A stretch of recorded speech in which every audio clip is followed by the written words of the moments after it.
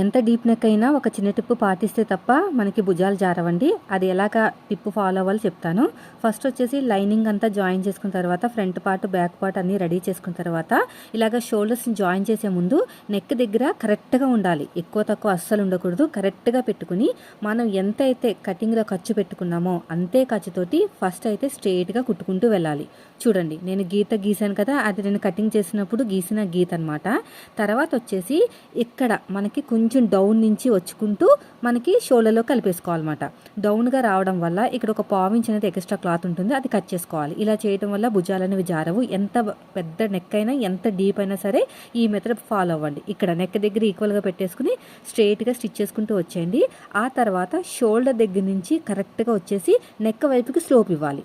అలా స్లోప్ ఇవ్వడం వల్ల మనకి ఎగస్ట్రా ఉన్న క్లాత్ని కట్ చేసుకోవాలన్నమాట. ఇలా చేయడం వల్ల సూపర్ అంటే సూపర్గా మెడకి పట్టినట్టు ఉంటుందండి. మీరు కూడా ఒకసారి అయితే ట్రై చేయండి.